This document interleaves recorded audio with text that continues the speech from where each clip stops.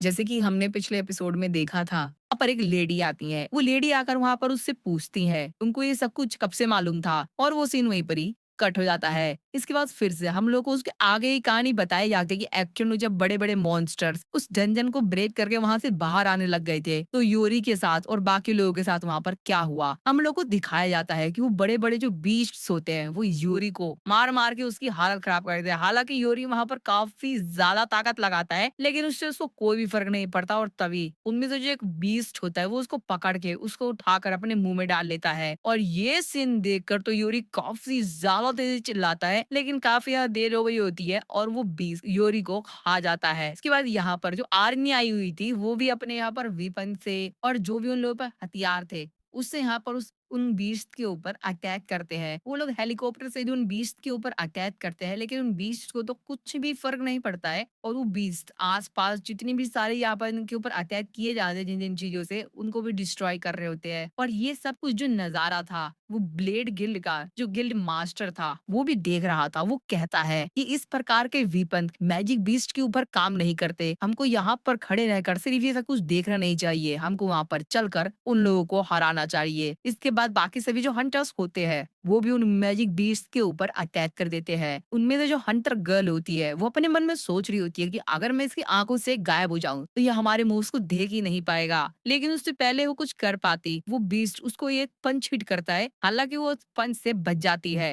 वो अपने मन में सोचते हुए कहती है, ये है तो बहुत बड़ा, लेकिन इसके साथ-साथ इसके जो मूवमेंट्स हैं, वो भी काफ़ी ज़्यादा फास्ट है। ये बीस्ट तो सच में काफ़ी ज़्यादा अलग है। हम इस समय टोक्यो की सिटी के ऊपर उड़ रहे हैं और हम इतने ऊपर से भी पूरी सिटी को बर्बाद होते हुए साफ-साफ देख सकते हैं। क्या इस क्राइसिस से हंटर्स हम लोगों को बचा पाएँगे? और ये सारी जो न्यूज़ होती है, ये पूरे ऑल ओवर द वर्ल्ड जा रही होती है, जिसको कि सांगिन वो भी देख रहा होता है। वो अपने मन में सोचते हुए कहता है कि अगर इतनी तेज़ी से ये गेट बढ़ता रहा, तो ये पूरे एशिया के लिए काफ़ी ज़्यादा खतरनाक साबित हो सकता है। जैसा कि जेजू आइलैंड पे हुआ था, मेरे को जल्द से जल्द कुछ करना होगा। तभी जिन्वो जो सिस्टर होती है जिन्हा, वो जिन्वो से बोलती है कि तुम मत जाओ, जिन्वो तुम मत जाओ। ये बात सुन के जिन्वो पीछे देखता है। जिन्वो अपनी सिस्टर से बोलता है, अब इसका क्या मतलब समझूं मैं? उसकी सिस्टर उससे बोलती है कि मैं जानती हूँ कि तुम वहाँ पर ज़रूर जाओगे और इसीलिए मैं तुमको वहाँ पे जाने के लिए मना कर रही हूँ। ये बात सुन के जिन्वो थोड़ा-सा सोचता है। जिन्वो अपनी सिस्टर से बोलता है कि अरे नहीं, नहीं, मैं नहीं जाऊँगा। मैंने अपने ऊपर काफ़ी ज़्यादा लोड ले लिया है। मैं बहुत ज़्यादा काम कर चुका हूँ, तो इसलिए मैंने सोचा कि मैं एक बहुत लंबा ब्रेक लूँगा। तुम चिंता मत करो। इसके बाद अगले सीन में हम लोग जिन्वो को देखते हैं जो कि पार्क में बैठा हुआ होता है। तभी वहाँ पर बेरू अपेयर होता है। जिन्वो बेरू से बोलता है कि बेरू, बेरू उससे बोलता है कि हाँ, बोलिए मेरे किंग। जिन्वो उससे बोलता है कि मैं तुमसे कहा था कि तुम हरदम जिन्हा को देखते रहना। या तुम फिर से ड्रामा तो नहीं देखने लग गए ना? ये बात सुन के बेरू थोड़ा-सा नाराज़ होता है। वो समझ जाता है कि किस चीज़ की बात कर रहे हैं। इस पे जिन्वो उससे कहता है कि चलो ठीक है। अच्छा ये बताओ वैसे अब वो कैसी है? बेरू उसको बताता है, वो सोने का कुछ और काम नहीं करती मेरे किंग। जिन्वो ये बात सुन के अपने मन में सोच रहा होता है कि लगता है वो उस सगने से अभी तक बाहर नहीं आई है। 4 साल पहले मेरे पहले रेड को छोड़कर उसने मुझे कभी भी रेड पर जाने से रोकने की कोशिश नहीं की।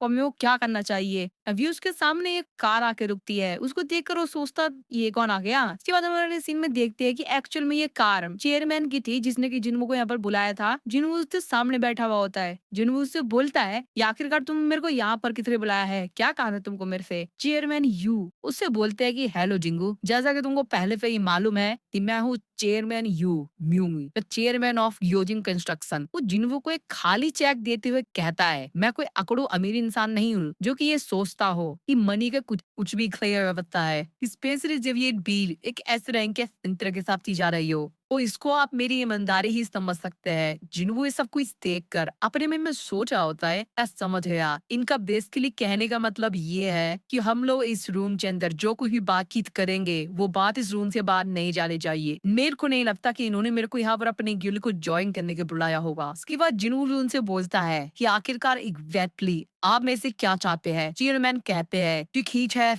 तो मैं तुमको एकदम ईमानदारी से बताता हूँ। तेरे को भी वही फेम बीमारी है जो कि तुम्हारी मदर को थी। ये बात सुनते जिनको थोड़ा सा हैरान होता है, वो उनसे बोलता है कि क्या योजिम इस चीज के बारे में जानता है? जिससे वो कहते हैं मेरे डॉक्टर, मेरी वाइफ और मेरे सेक्रेटरी यही 3 लोग हैं और इनके अलावा एक ही किसी को नहीं पता है। ये बात समझे जिन्हों वैसा हाँ लगता है कि मैं चौथा हूँ। ये बात सुन के वो जो है हम मुस्कुराते हैं, वो कहते हैं हाँ बिल्कुल। इसके बाद जिन्हों वो आगे बढ़ाते हैं, वो कहते हैं कि मैंने काफ़ी सारा रिसर्च किया और फाइनली मेरे को सिर्फ़ एक चीज़ मालूम चली और वो सिर्फ़ ये, इस बीमारी से सिर्फ़ इकलौता इंसान है जो कि बचा है और मैं ऐसा बिल्कुल भी नहीं सोच रहा हूँ कि ये सिर्फ़ एक कोइंसिडेंट है, जो कि सिर्फ़ तुम्हारी मदर के साथ हुआ है। मिस्टर सांगेन्जू, मैं असल में से तुमसे ये जानना चाहता हूँ कि सच क्या है और अगर कि मेरी मदद कर देते हो, मैं कसम खाता हूँ कि मैं आपकी ये मेहरबानी कभी नहीं भूलूँगा। आपने ही मेरी मदद की है, ये मैं कभी ज़िंदगी में नहीं भूलूँगा। उनकी बात सुनने के बाद जिन्होंने अपने मन में सोच रहा होता है, मेरे को आज ऐसा फ़ील हो रहा है कि मेरे को सारे डिसीज़न लेने के लिए मजबूर किया जा रहा है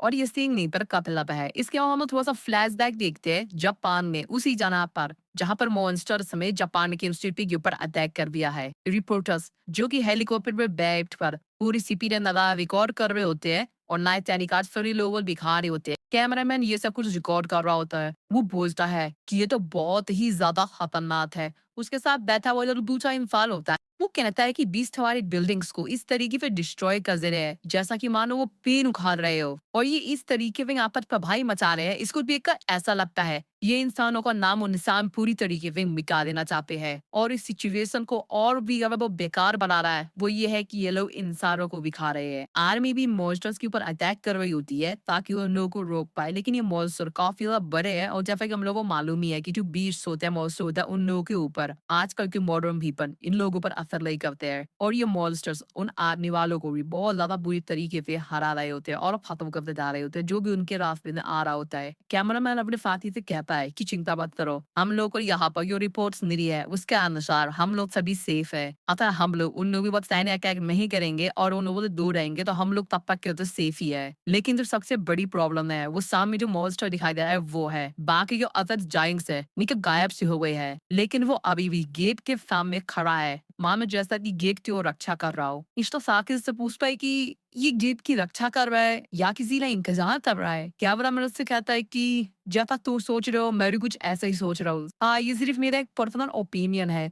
लेकिन मेरे को ऐसा लग रहा है कि ये चीज जिम्बा नहीं है। कैमरामैन ज्ञान से लेता अपना कैमरा फोकस रखे, वो कहता है "वो", जैसे ये फास्ट ही ले रहा है और ये थोड़ा बहुत हेल ही रहा है, लेकिन मेरे को ऐसा लग रहा है कि ये जो मूवमेंट है वो रोबोटिक है, मानो जैसा कि इसको प्रोग्राम किया गया हो। यूनिट को रोबोट की तरह लग रहा है। उसको साथ ही कहता है रोबोट ब्रेथिंग यूज गेव के अंदर से 30 बीस्ट आए थे, हम उनमें से सिर्फ 2 को ही मार पाए। वैसे ये डंडन ब्रेथ रेक कितने दिन हो गए हैं, कैमरा में उसको बताता है कि ये 2 दिन से ज्यादा हो चुका है और ये देखना होगा कि जापान के अंदर ये सिचुएशन कितना ज्यादा बुरा होता है और इन मॉन्स्टर्स में पूरे जापान की उस सिटी को बहुत ही ज्यादा बुरी तरीके से डिस्ट्रॉय कर वगैरह वाला काफी ज्यादा डैमेज दे दिया था। इसके बाद हम लोग कोरिया के अंदर जिनवू के नए गिल्ड देखते हैं, जहाँ पर योजिन और जिनवू बात कर रहे थे। योजिन जिनवू के बात सुनकर काफी ज्यादा हैरान होता है। वो कहता है क्या आप जापान जा रहे हैं? आपने क्या न्यूज़ नहीं सुनी? ये जो आइलैंड जो रेयर थी, उससे ऐसा कोई कंपैरिजन ही नहीं है। वो इससे भी ज़्यादा खतरनाक है और इतने बड़े-बड़े मैजिक बीस्ट सर मैंने अभी पूरी जिंदगी में नहीं देखा। जिन्हों उससे कहता है अगर मैं इस रेड को सक्सेसफुली कंप्लीट कर लेता हूँ तो पूरी दुनिया के लोग हमारे गिल का नाम जानेंगे, इससे हमारे गिल का ही नाम बढ़ेगा। उसकी बात सुनने के बाद यूजिन कहता है कि हाँ लेकिन सर जिनवू, जो कि अपने मन में कुछ और ही सोच रहा होता है। जिन्हों अपने मन में सोच रहा होता है अक्सर जिम्हा मेरे को मना नहीं करती है, उसको मेरे ऊपर विश्वास है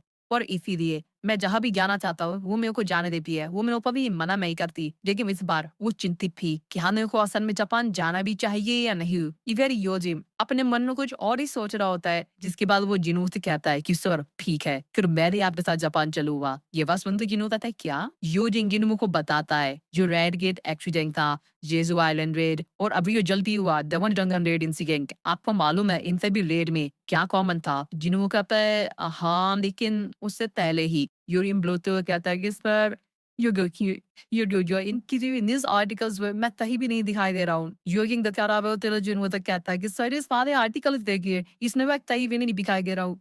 हाँ माना कि मैं ये आर्टिकल्स दूसरों लोगों को दिखा सकता हूँ क्योंकि मैं आपके साइड हूँ, लेकिन फिर भी सर ये सब मुझे अब काफी ज्यादा शर्मिंदा कर रहे हैं। अब ये बात सुन के जिन्हों कहता है कि क्या मैंने ऐसा बिल्कुल भी एक्सपेक्ट नहीं किया था कि एक भीमस टाइकून की बेके से मुझे कुछ ऐसा सुनने के लिए मिलेगा। जो जिन से कहता है कि और इसीलिए आप जहाँ कहीं भी जाएंगे मैं आपको फॉलो करूंगा, प्लीज सर मैं आपके साथ चलूंगा। जिसकी बात सुनते जिन से कहता है कि अभी कुछ समय पहले ही मतलब कुछ सेकंड पहले ही तुम कह रहे थी मेरे को वहाँ पे नहीं जाना चाहिए और तुमको पता भी अलग में नहीं कहा ज्यादा चाह रहा हूँ। योजिन कहता है, हाँ सर, मेरे को आप में विश्वास है, जब तक आप मेरे साथ रहेंगे मैं सेफ रहूंगा। अब योजिन की ये बात सुन के जिन्मू थोड़ा सा मुंह नीचे करके मुस्कुरा देता है, लेकिन फिर जिन्मू खड़ा होता है और वहां फिर जात पे दे योगिन से कहता है कि मैं लोग तुम्हारा सिर्फ मजाक कर रहा था और वह फिर भी समय मैं जापान का रहने चालूंगा। इसकी बात सुनते ही योगिन कहता है कि सर, लेकिन लेकिन जिन्मू उससे कहता है कि हाँ, मैं घर जा रहा हूँ, आज तो मैं काफी बेहतर किया। और ऐसा कहकर जिन्हू वहां पे चला जाता है। योजिन पर जिन्हू को देख कर ही रह जाता है। इस तरफ हम लोग जिन्हू को देख के, जो कि अपने गिव से बाहर आया होता है, रास्ते में जाते समय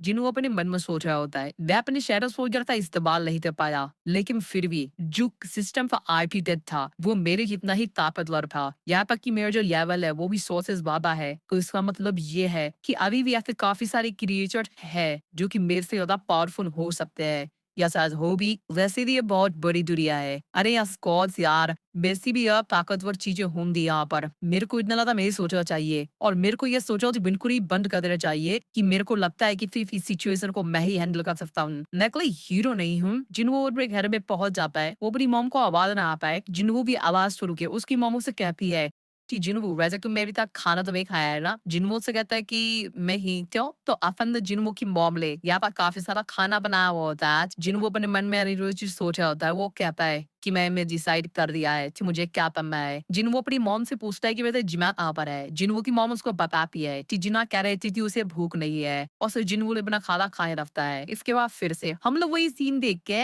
जहाँ पर जिन्हू को यो जिनके फादर ने बुलाया था अपने पास अपनी बीमारी का इलाज के लिए ना, तो उसी सीन में जिन्हू अपने मन में सोचा होता है कि मैंने डिसाइड कर लिया है कि मेरे को कौन सा डिसीजन लेना है। इसके बाद वो यूजिन के फादर से कहता है कि सॉरी, लेकिन मैं आपकी कोई बात नहीं कर पाऊंगा, क्योंकि असल में मुझे खुद भी नहीं मालूम। ये बात सुन के यूजिन के फादर काफी ज्यादा हैरान होते हो, कहते हैं क्या, लेकिन लेकिन आखिरकार फिर तुम्हारी मॉम किस तरीके से पूरी तरीके से रिकवर हो गई। ये बस सुन के जुनून उनसे कहता है कि चेयरमैन यो, अगर मुझे सच में मालूम होता कि उसका क्योर क्या है, क्यों मैं खुद चाहता कि मैं उससे प्रॉफिट बढ़ा सकूं, मैं उससे ताजा दिला सकूं, और वैसे लीजिए मुझे खुद ही प्रॉफिट होता, तो मैं अपना मुंह चुप कर रखता। मैं तो खुद ही बता पाता ये क्या उसका इलाज है। सच में मुझे खुद नहीं मालूम। और ऐसा कहने के बाद जिन्हों वहां से चला जाता है। चेयरमैन यू जिन्हों से कहते हैं कि मैं समझ गया तुम क्या कहना चाह रहे हो। जिन्हों जब चेयरमैन यू की बिल्डिंग के नीचे आ रहा होता है, लिफ्ट में होता है, तो अपने मन में सोचते हो कहता है वो यू जिनके फादर थे। शायद मुझे उनको सच बता देना चाहिए था, लेकिन हाँ, मैं उनको उतने अच्छे से भी नहीं जानता हूँ। और वैसे ही उसने वो हिरदी बताया नहीं कि उसके फादर किस प्रकार के इंसान है, और मुझे पता भी नहीं कि उनका क्या प्लान होगा। लापता वो अपनी बीमारी के बारे में जैसे झूठ बोल रहे हो। और वैसे भी होली वर्क ऑफ लाइफ बहुत ही कम बचा हुआ है, तो मेरे को इसका इस्तेमाल बड़े ध्यान से करना चाहिए।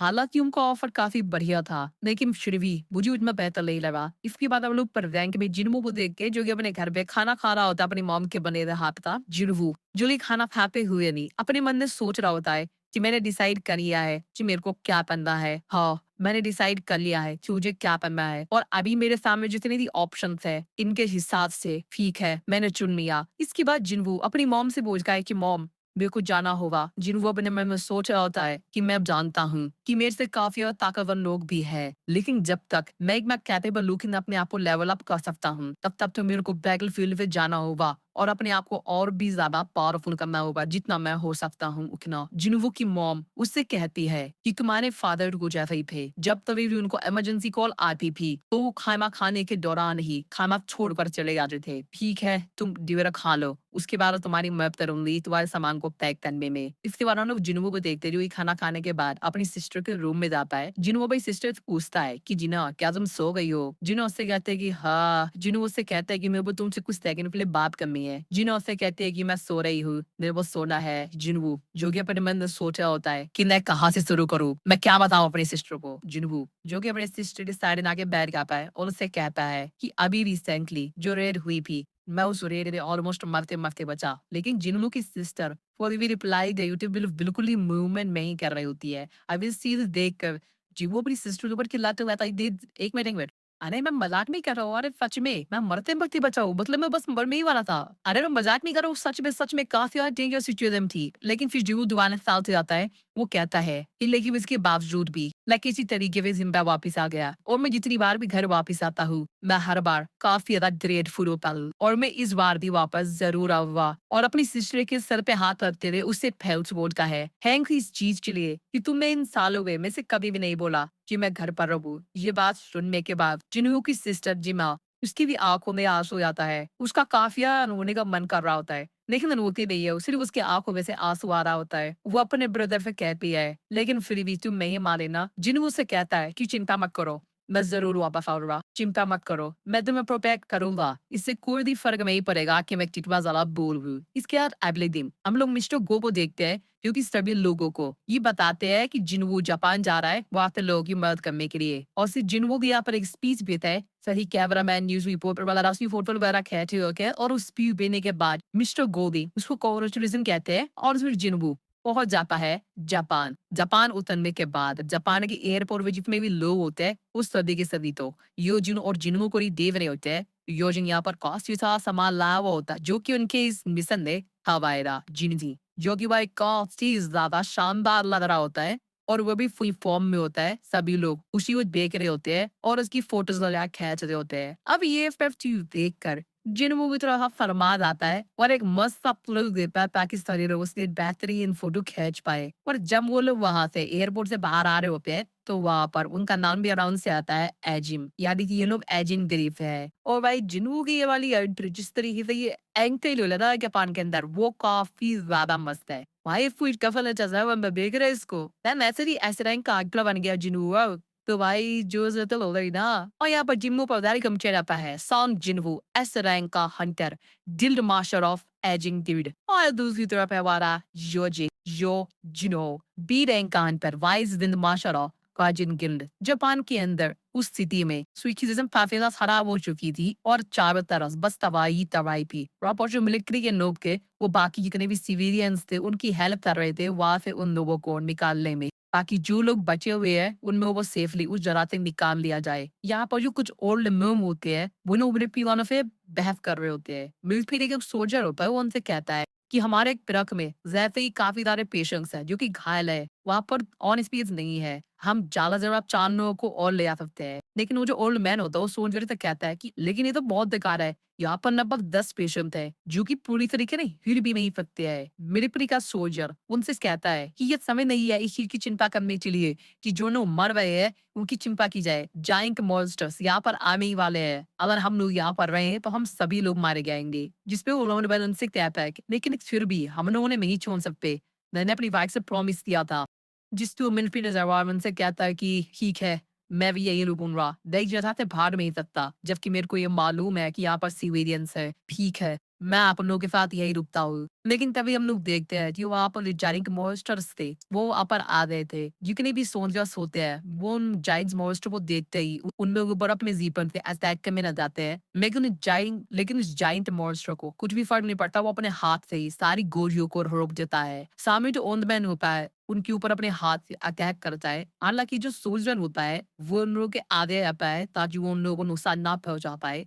लेकिन वो कहाँ बचा पा रहे हैं लोगों को। तभी हम लोग देखते हैं कि वहाँ पर कोई एक अनोखी सी चीज आती है जो कि मॉन्स्टर को लगती है, और वो मॉन्स्टर 80 हिट में खत्म हो जाता है। अब ये चीज को देखकर सोल्जर्स भी काफी ज्यादा हैरान होते हैं, आसपास जितने भी लोग होते हैं वो भी काफी ज्यादा हैरान होते हैं कि अब ये क्या हुआ। और असल में यहाँ पर जिन्हों का शैडो सोल्जर यानी फ्लाइंग बीस्ट पाइजा ला गया था, जिसने एक ही हिक में उस मॉन्स्टर को खत्म कर दिया था। बाकी सभी जितने भी सिविलियंस होते हैं, सोल्जर्स होते हैं, वो सभी चीज़ देखकर काफ़ी ज़्यादा हैरान होते हैं कि अब ये कौन आ गया? वो कहते हैं ये क्या है?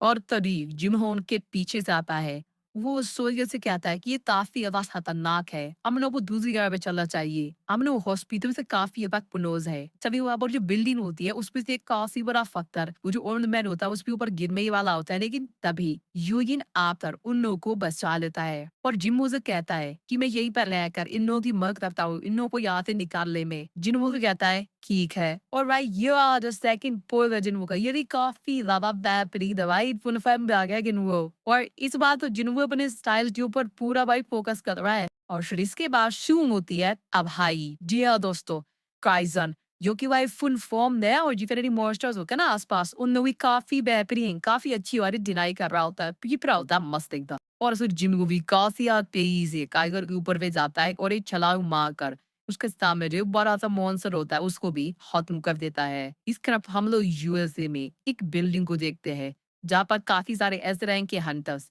आपस में बात कर रहे होते हो, बात करते हो, ओ जिमू जापान चला गया, और मेरे सोर्सेज के हिसाब से मिसिस टेलर को अपग्रेड नहीं कर पाई, एक 11 भी नहीं। तभी दूसरा करा था, ओ तो फिर को पक्का मरेगा। हम सभी की पावर मिसिस टेलर ने अपग्रेड कर दिया है, तो हम सभी लोग जानते हैं जितने भी ऑर्डनरी हंटर्स होते हैं उनकी एक लिमिट होती है। हाँ माना कि जिन वो रियल है, लेकिन फिर भी दूसरा अंटा कहता है कि हाँ जरूर समझ रहा हूँ, उसके पास काफी बेहतरीन एबिलिटीज है और तुमने उन जाइंट बीस्ट को बेचा था कि इतने ज्यादा बड़े हैं।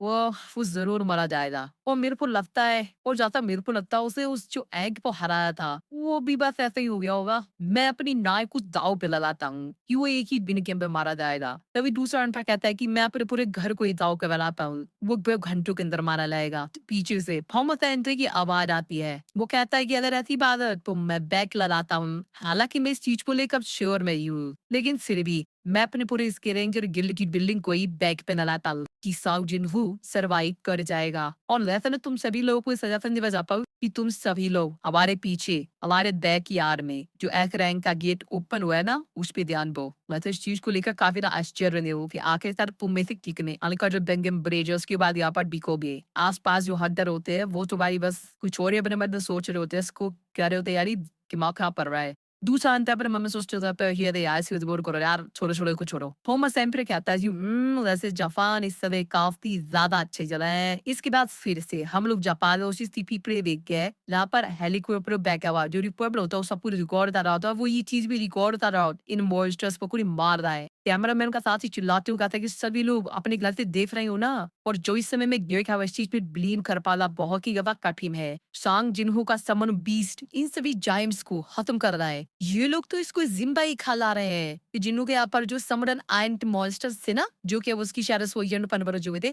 वो सभी के सभी उन मॉन्स्टर्स के ऊपर चढ़ पर उसको जिम्बा ही खा ला रहा है। वो रिपोर्टर चिल्लाते हुए जाता है, आई रिपीट, इतने बड़े जाइंट मॉन्स्टर्स को ये इंसेक्ट जिम्बा ही खा ला रहे हैं। आई मीन तबाही के बीच हमें जरा पर छोटे छोटे बच्चे को देखते हैं जिसके ऊपर एक बहुत बड़ा मॉन्स्टर भी अटैक कर दिया होता है, उसको पकड़ने जा रहा होता है अपने हाथ से। वो बच्चे रोते हुए चिल्लाते हुए होते हैं बाहर यूट्यूब में ज्ञान बचाकर, और तभी वो देखिए जो मॉन्स्टर का हाथ उसके कासे तक करीब आ चुका है। लेकिन तभी यहाँ पर जिन्होंने शेर सोल के एम्पायर में परछाई दिखाई देती है और उस मॉन्स्टर का हाथ भी कट जाता है। इस चीज को देखकर तो मॉन्स्टर काफी ज्यादा हैरान होता है, उन उसका उफरिया कैसे चिल्लाता है प्ले चुनवे। यहाँ पर जिन्हों का सबसे बेहतरीन शेर सोल्जर से तो इसने अपने स्वॉर्ड की मदद से उस मॉन्स्टर का हाथ भी काट दिया था। अब वो मॉन्स्टर चिल्ला ही रहा था भाई, गुस्से में सेविरिस को में वाला था, उसके ऊपर अटैक करने वाला था, लेकिन उससे कहने को कुछ कर पाता ताकि उन लोग को जिन्हों के एक और दूसरे शेर सोल्जर की परछाई दिखाई देती है जो भी था आयरन। आई एम आसिया तेजी से अपना हाथ थोड़ा लेकर आता है, उस मॉन्स्टर के ऊपर मारता है और वो मॉन्स्टर बेचारा एक ही बार में मर जाता है। और आयरन उस मॉन्स्टर को मारने के बाद काफी ज्यादा तेजी से चिल्लाता है। वो छोटी सी बच्ची जो कि अभी तो कुछ समझ ही नहीं पाई भी थी उसके सामने क्या हो गया, जिन्हों भी दूर से ये सब कुछ तबाही देख रहा होता है क्योंकि अभी यहाँ पर आयरन रिडलर में मेरी क्या की थी। जिन वो अपने मन में सोचते होता था आयरन ने अपनी रैंक अप करने के बाद ये पहली बार है जो उसने अपनी ताकत दिखाई है। चलो कुछ ना कुछ तो ये कह ही रहा है। तभी जिमी भी पीछे सोल्जर आता है, उसको फैल सोचता है ये सब कुछ कब में चाहिए। जो अपने मन में सोचते हो कहता है कि ये भी काफी बेहतरीन काम कर रहा है और इसीलिए जिनको भी उसको सलासी देते हो कहता है कि तुम काफी ब्रेव सोल्जर हो, बहुत अच्छा। अब ये चीज देखकर वो सोल्जर ने काफी ज्यादा खुश होते हुए कहता है कि thank you sir, thank you. जिसके बाद जिनवू योजिन से कहता है कि योजिन कि सोल्जर को अपने साथ ले जाओ और इस जगह को पीओए कर दो। यूजिन ने कहता है कि हाँ बिल्कुल सर, और फिर योजिन उस सोल्जर को अपने साथ ही ले जाता है। जिनवू जो कि सामने नजर देख रहा हो और फिर कहता है कि ठीक है तो चलो कुछ बिजनेस किया जाए। और फिर जिम्नू बोलता है अनलाइज और जिम्मू की अलाइज बोलते ही और यही पर हो जाता है एपिसोड खत्म। तो नेक्स्ट एपिसोड जल्दी ही आएगा, तो वीडियो को लाइक कर दीजिए और चैनल को सब्सक्राइब कर दीजिए।